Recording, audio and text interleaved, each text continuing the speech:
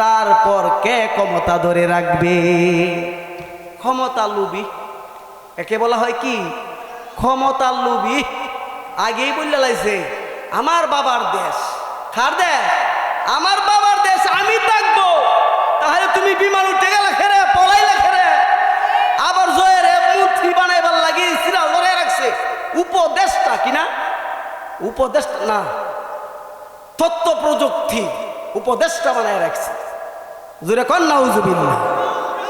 আল্লাহ রাসূল সাল্লাল্লাহু আলাইহি সাল্লাম তার উপরে লক্ষ্য করে একটা হাদিস আমি আপনাদের সামনে তুলে ধরেছি। বন্ধুগণ, আপনারা এই হাদিসের উপর যদি আমল করুন, আপনারা বেশি বেশি ইবাদতের প্রয়োজন নাই। আপনি যদি খালেস ইবাদত করতে পারেন, আপনার আমল যদি সঠিক থাকে, অল্প আমলে নাজাতের জন্য যথেষ্ট হইবে। কোন সুবহানাল্লাহ। এবার আবু জাহেল আর এই সিরিয়ার গভর্নর হাবিব বিন মালিক, দুই গভর্নর একসাথে এসে ষড়যন্ত্র আটালো। এই ষড়যন্ত্র করতেছে কিভাবে ইসলামটাকে দুনিয়া থেকে বিচ্ছিন্ন করে দেওয়া যায়, কিভাবে ওই ইসলামটাকে কিভাবে দূরীভূত করে দেওয়া যায়, কালিমার দাওয়াত কিভাবে বন্ধ করে দেওয়া যায়, মুহাম্মদকে কিভাবে বেইজ্জতির সাথে দেশান্তর করে যায়, আবার মুহাম্মদকে কিভাবে হত্যা করে ফেলে দেওয়া যায়, সেই ষড়যন্ত্র এই দুই পণ্ডিতে করলো। চিৎকারে দিয়ে বলেন নাউজুবিল্লাহ। আমরা কি তার সমর্থন করি? যারা সমর্থন করি কখনো মাইকের সামনে আসে বিরত থাকতে পারি না, মাহফিল ছাইরা আজকের সময়টাকে আমরা অবহেলা করতে পারি না।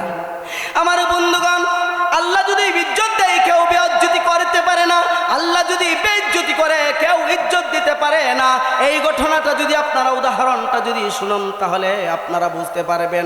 আবু জাহেল বলতেছি লিডার এখন কি করতে পারি। এবার আবু জাহেলকে পরামর্শ দেয় হাবিব বিন মালিক, এ দোস্ত আসো, তোমার বাতিদাকে আমরা একটা স্টেজ তৈরি কইরা একটা মাঠ তৈরি করি, আমরা সেখানে সমস্ত লোকদেরকে দাওয়াত কইরা একত্রিত করব।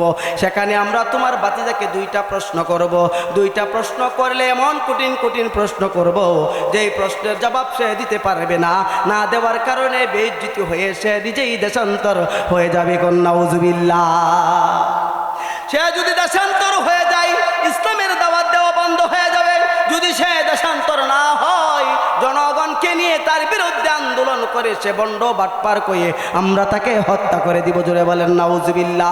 এবার তারা যখন স্টেজ তৈরি করলেন, এবার যখন সেই স্টেজ তৈরি করলেন, জনগণকে দাওয়াত করলেন, একত্রিত করলেন সারা মক্কা নগরীর সারা শিয়াবাসীদেরকে মাইকিং করে এলান করে দিয়ে একত্রিত করে যখন স্টেজ তৈরি করলেন, ডাক দিলেন, এবার হে বাতিদা মুহাম্মদ, তোমাকে আমরা দুইটা প্রশ্ন করতে চাই। যদি তুমি সত্য নবী হও, তাহলে তুমি সত্য নবী হইলে আমাদের দুইটা প্রশ্ন করব, দুইটা প্রশ্নের জবাব তুমি দিতে হবে। আর যদি তুমি দুইটা প্রশ্ন উত্তর দিতে পারো, তাহলে আমরা বুঝবো তুমি সত্য নবী, তুমি শুদ্ধ নবী। তাহলে তুমি সত্য নবী হইলে আমরা তোমার কাছে আমরা কালিমা গ্রহণ করব, আমরা কালিমা পরে মুসলমান হয়ে যাব। লা ইলাহা ইল্লাল্লাহ মুহাম্মাদুর রাসূলুল্লাহ সাল্লাল্লাহু আলাইহি ওয়াসাল্লাম। কথাটা সহজ কিনা? কথাটা যদি নবীজি যদি সত্য হয়, বন্ড বাটফার না হয়, তাহলে তারা কালিমা গ্রহণ করবে, ইমানের ভিতরে আসবে।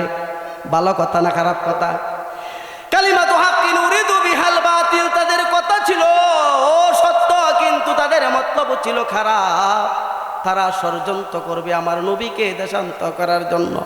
এমন প্রশ্ন করবে, কিছু সংখ্যক মানুষ আছে বনি ইসরায়েলের মতো খালি প্রশ্ন করে, এমন কঠিন প্রশ্ন করবে যেই প্রশ্নের উত্তর কোনো মানুষও দিতে পারবে না। এমন কঠিন প্রশ্ন। কেমন প্রশ্ন? আবার রাসূল ডাক দিয়ে বলে, এই চাচা আবু জাহেল, ও চাচা প্রশ্ন করুন, আপনার প্রশ্ন আপনি করুন। এবার আবু জাহেল প্রশ্ন করলো, বাতিজা আছে, এখন দিন করতে হবে রাত, আনতে হবে পূর্ণিমার চাঁদ, পূর্ণিমার চাঁদটাকে দ্বিখণ্ডিত করতে হবে এবং আবার দ্বিখণ্ডিতকে একত্র করে জোড়া লাগাইতে হবে। সহজ না কঠিন? এমন কোনো মানুষ আছে দিনের রাত করতে পারে, রাতের দিন করতে পারে, দুইটা টুকরা করতে পারে, চন্দ্রকে দুইটা দ্বিখণ্ডিত করতে পারবে? এমন কোনো মানুষ আছে? কোনো জাদুঘর আছে পারবে? আবার একত্রিত জোড়া লাগাইতে পারবে? নিশ্চিত তারা যে রসুল পারবে না, তাকে হত্যা করবে, না হয় দেশান্তর করবে। চিৎকার দিয়ে বলেন নাউজুবিল্লাহ। এবার হাবিব বিন মালিক ডাক দিয়ে বলে, মুহাম্মদ, ও মুহাম্মদ, তোমাকে প্রশ্ন করব। আমার 30টা বৎসর অন্তরের মধ্যে একটা জ্বালা। কিসের জ্বালায় আমার অন্তরটা সারখার পুরে সারখার হয়ে যাচ্ছে? কিসের জ্বালা আমার অন্তরের ভিতরে? আমার অন্তরের ভিতরে কিসের জ্বালা? সেই জ্বালাটা চটপট করতেছি। এই জ্বালাটা কি? কিসের কষ্ট? এই কষ্টের কথা তোমার বলতে হবে। কথাটা সহজ না কঠিন? প্রশ্নটা সহজ না কঠিন? আজও পৃথিবীর মধ্যে এমন কোনো মনোবিজ্ঞান সৃষ্টি হয় নাই যে এই মনোবিজ্ঞান মানুষের অন্তরের কবর জানে। সুমন ভাই বৈশা রয়েছে এখানে, সুমন ভাই এখানে বৈশা রয়েছে, তার মন কই গেছে কইতারেন কে? পৃথিবীর মধ্যে আজও এমন বৈজ্ঞানিক তৈরি হয় নাই, মনোবিজ্ঞান তৈরি হয় নাই। মনের ভিতরে কি জ্বালা, কি কষ্টে, কি জ্বালা, কি কষ্ট কেউ বলতে পারবে না। কঠিন না সহজ? আবার রাসূল ডাক দিয়ে বলে, চাচা হে, একটু সময় দেন, 2 মিনিটের সময় দেন, আমি 2 মিনিট পর আপনার প্রশ্নের উত্তর দিব। জোরে কোন সুবহানাল্লাহ। প্রশ্নটার উত্তর দিব 2 মিনিট পরে। কোনো মানুষের দ্বারা কি সম্ভব? আমার রাসূল যদি বিপদে পড়ে যাইতেন, রাসূল যদি বিপদে পড়ে যাইতেন, সঙ্গে সঙ্গে নামাজ পড়ে নামাজও দাঁড়াইয়া যাইতেন। আমরা বিপদে পড়লে সুদের দিকে টান দেই, আমরা বিপদে পড়লে বন্ধুর কাছে সাহায্য চাই, আমরা বিপদে পড়লে আত্মীয়র কাছে সাহায্য চাই, আমরা বিপদে পড়লে শ্বশুর বাড়ির মধ্যে গিয়া যৌতুক চাই, ঠিক না? আমার নবীজি বলেন, তোমরা যদি বিপদে পড়ো তাহলে আমার উম্মত বিপদ যদি পড়বে, সঙ্গে সঙ্গে 2 রাকাত নামাজ পড়বে, তাহাজ্জুদ নামাজ 2 রাকাত পড়বে। মাত্র 2 রাকাত নামাজ পড়া শেষ রাত্রে 2টা চোখের পানি জর জর করে ছেড়ে দিয়ে আল্লাহর কাছে যখন তুমি চাইবা, ফরিয়াদ করবা, আল্লাহ তোমার এই 2 চোখের পানির বিনিময়ে তোমার সকল পাওয়া চাওয়া পাওয়া সব আল্লাহ কবুল করে দেবে। জোরে কোন সুবহানাল্লাহ। আজকে থেকে আমরা চাইব তো শ্বশুর বাড়ির যৌতুক না চাইয়া, নানি বাড়ির বন্ডক না চাইয়া আমরা কি করব? আমরা আল্লাহর কাছে চাইব। আল্লাহ তাআলা তৌফিক দান করুন। সবাই জোরে বলেন আমিন। এবার রাসূল 2 মিনিট নামাজ পড়ার জন্য 2 মিনিট সময় নিয়ে আমার নবীজি নামাজে দাঁড়িয়ে গেলেন, নামাজ পড়লেন, নামাজে দাঁড়িয়ে গেলেন, নামাজ 2 রাকাত পড়লেন। নবীজি 2 রাকাত নামাজ করে আল্লাহর কাছে 2টা হাত এভাবে তুলে দিয়া দোয়া করে। পরের আয়াতটাই, তুলিজুল লাইলা ফিন নাহারি ওয়া তুলিজুন নাহারা ফিল লাইল ওয়া তুখরিজুল হাইয়া মিনাল মাইয়িতি ওয়া তুখরিজুল মাইয়িতা মিনাল হাইয়্যি ওয়া তারযুকু মিম্মান তাশাউ বিগাইরি হিসাব ওয়া তারযুকু মান তাশাউ বিগাইরি হিসাব। এই দোয়াটা যখন আল্লাহর নবী পড়েন, আল্লাহর নবী বলেন, প্রভু গো, তুমি রাতকে দিন করতে পারো, দিনকে তুমি রাত করতে পারো, তুমি পারো দিনকে করতে রাত, তুমি পারো রাতকে করতে তুমি দিন, তুমি দ্বিখণ্ডিত করতে পারো চাঁদ, আবার তুমি চাঁদকে জোড়া লাগাইতে পারো। প্রভু গো, এই কাজ তো আমার দ্বারা সম্ভব না, এই কাজ আমারও না, আর এই কাজ আমার দ্বারা সম্ভব না, এই কাজ হলো তোমার এবং এই কাজ তোমার দ্বারাই সম্ভব। তবে তুমি যদি এই প্রশ্নের উত্তর আমাকে না বাতাইয়া দাও, আগামীকাল থেকে আমার দিনের দাওয়াত বন্ধ হয়ে যাবে। কথা বলুন ঠিক কিনা?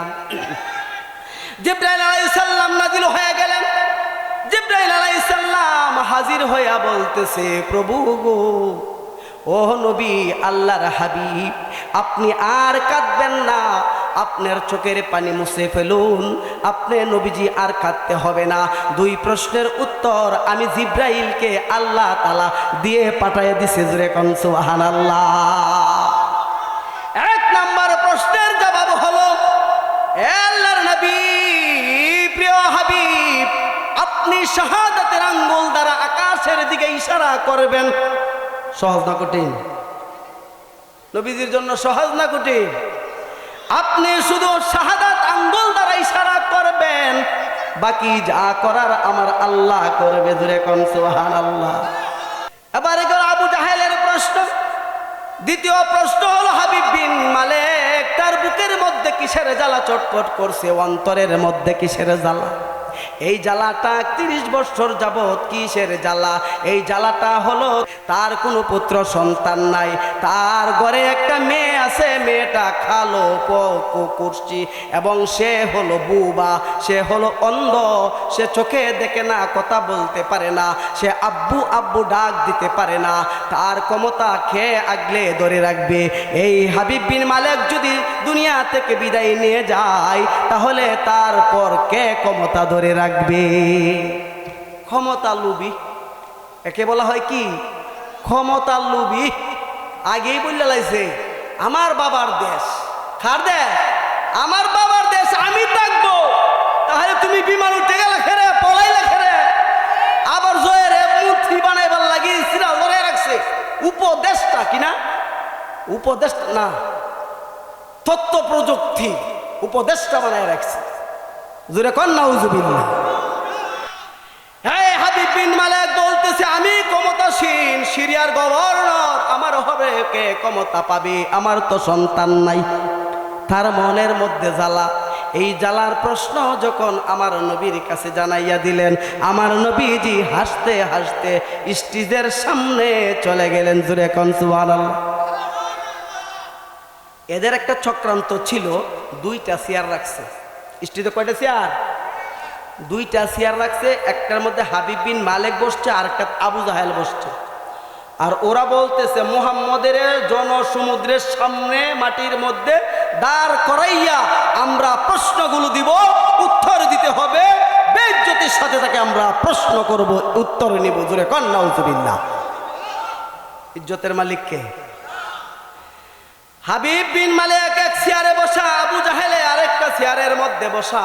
আমার নবীজি 2 প্রশ্ন পাইয়া স্টেজের সামনে হাসতে হাসতে কিলকিল মুস্কি হাসতে হাসতে আসলেন। জোরে কোন না সুবহানাল্লাহ। আবার হাবিব বিন মালেক চেয়ার থেকে নবীকে দেখার সাথে সাথে লাফ দিয়া জমিনে বইসা পড়লেন। জোরে কোন সুবহানাল্লাহ।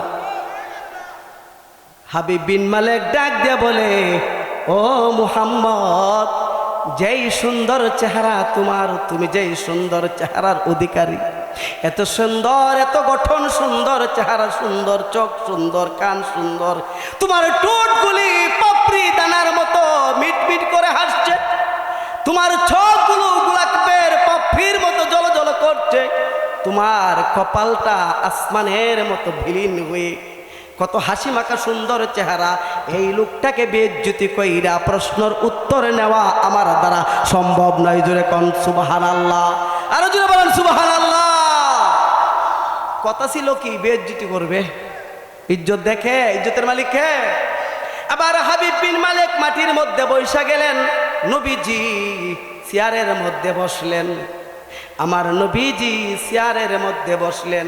এই চেয়ারটা বড় দামি চেয়ার, ক্ষমতার চেয়ার বড় দামি। কথা বলুন ঠিক কিনা? 5ই আগস্টের মধ্যে যখন সকালবেলা চেয়ার, ক্ষমতার চেয়ারটা ছিল, 12টার পর্যন্ত ক্ষমতার চেয়ারটা ছিল, 1টা পর্যন্ত, 2টা পর্যন্ত ক্ষমতার চেয়ার ছিল। পদত্যাগ পত্র আইসা পড়ছে, এই ক্ষমতার লোভে চেয়ার ছাড়তে রাজি না। বারবার সেনা প্রধান তাকে উৎসাহিত করছে, তারপরেও ক্ষমতা ছাড়তে রাজি নয়। তারপরে বিভিন্ন দিক দিয়ে যখন তার জীবন প্রাণ নাশের যখন হুমকি আসছে, তখনই সে রিজাইন করে ক্ষমতার চেয়ার পালাইয়া জীবন নিয়ে আসে বাগছে। কথা বলুন ঠিক কিনা? হাবিব বিন মালেক বলে, ক্ষমতার চেয়ার আমার দরকার নয়। মাটির মধ্যে বৈশা গেলেন। রাসূল চেয়ারে বৈশা আকাশের দিকে তাকাইয়া ইকতারাবাতিস সাআতু ওয়ান শাক্কাল কামার বলে শাহাদাতের আঙ্গুলটা যখন নাড়া দিলেন, সঙ্গে সঙ্গে দিন রাত হয়ে গেল।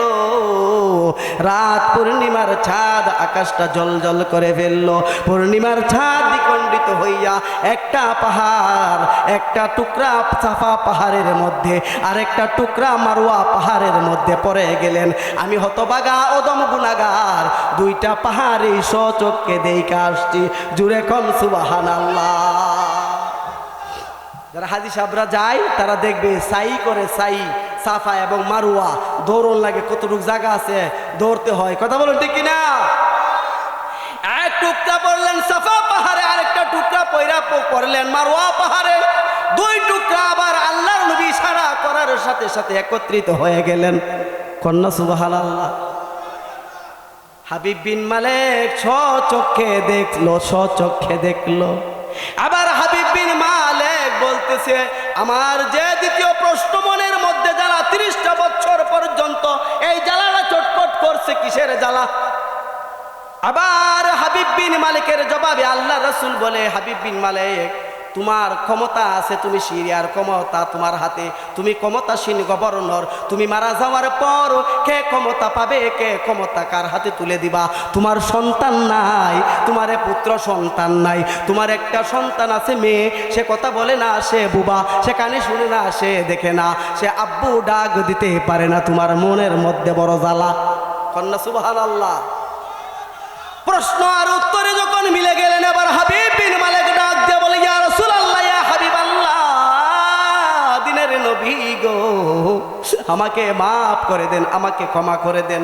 আপনার পায়ের মধ্যে হাত রেখে আমি ক্ষমা প্রার্থনা করছি, আপনি আমাকে মাফ করে দেন, আপনি আমাকে কালিমা পড়াইয়া মুসলমান বানাইয়া দেন। লা ইলাহা ইল্লাল্লাহু মুহাম্মাদুর রাসূলুল্লাহ সাল্লাল্লাহু আলাইহি ওয়াসাল্লাম। জুড়ে কোন সুবহানাল্লাহ। আবার হাবিব বিন মালিক চিৎকার দিয়ে জমিন থেকে লাফ দিয়ে উঠলেন। উইটা বলে, এ আবু জাহেল, আজ থেকে তোমার ক্ষমতা চলবে না, আজ থেকে তোমার শাসন চলবে না, আজ থেকে তোমার হুকুম আমরা মানব না, আজ থেকে মুহাম্মদের হুকুম মানব, আজ থেকে মুহাম্মদ হবে চাই মক্কা নগরীর লিডার। জুড়ে কোন সুবহানাল্লাহ। আবার মুহাম্মদ হবে ক্ষমতাসীন, আবু জাহেলের ক্ষমতা আর চলবে না, আর চলবে না। আবার নবীজি ডাক দিয়ে বলে, আমি ক্ষমতা নেওয়ার জন্য আসি নাই। জুড়ে কোন সুবহানাল্লাহ। হাবিব বিন মালিক, দুইটা সবক দিব, এই দুইটা সবক তুমি পালন করতে পারবা কিনা? হাবিব বিন মালিক বলে, আমি দুইটা সবক পালন করতে পারবো।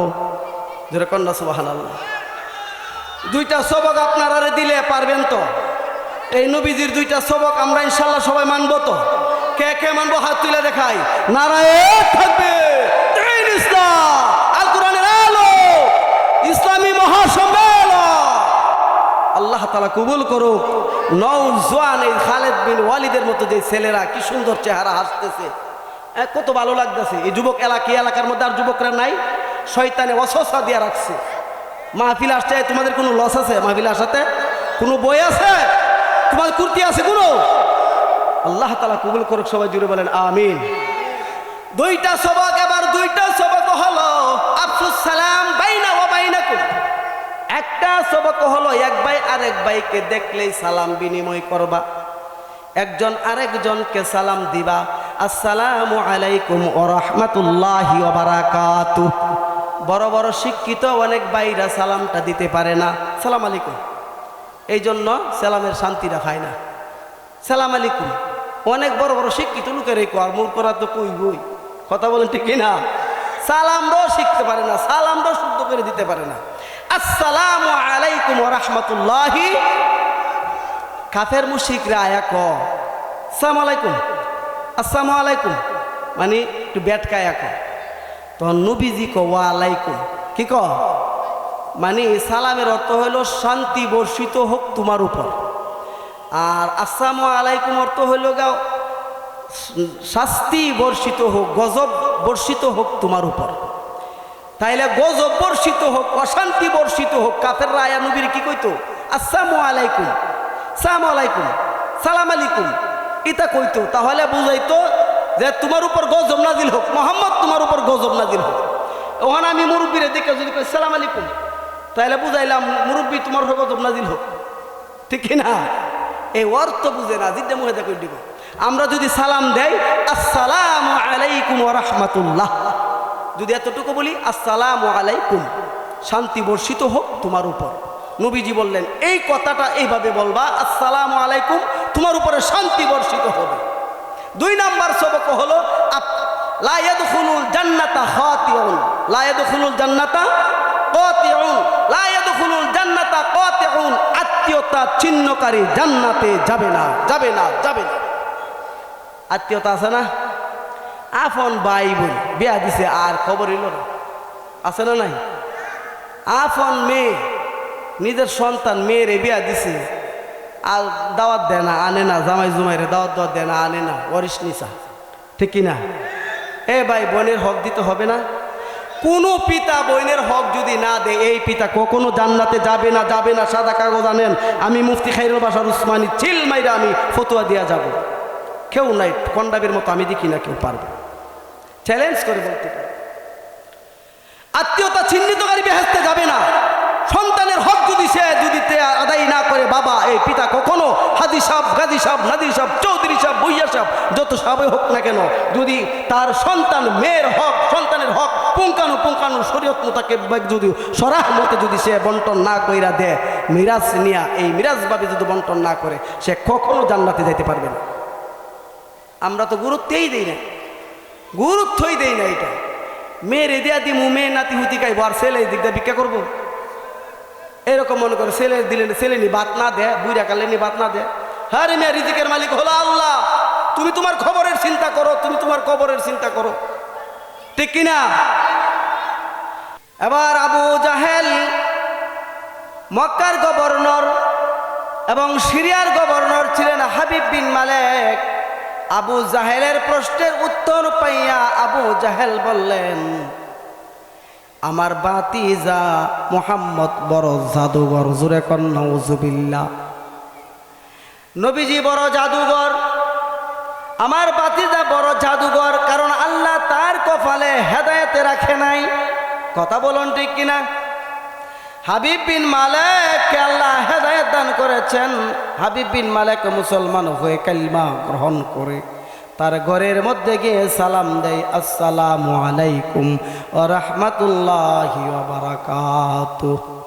এবার ঘর থেকে উত্তর দেয় তার মেয়ে, বুবা মেয়ে, চোখে দেখে না, অন্ধ, কুরসি, এবং সে হলো একজন বুবা মেয়ে। আল্লাহ তাআলা ঘর থেকে সালামের উত্তরের ব্যবস্থা করে দিলেন। ঘর থেকে তার মেয়ে উত্তর দেয়, ওয়া আলাইকুমুস সালাম ওয়া রাহমাতুল্লাহি ওয়া বারাকাতুহু। জোরে কোন সুবহানাল্লাহ।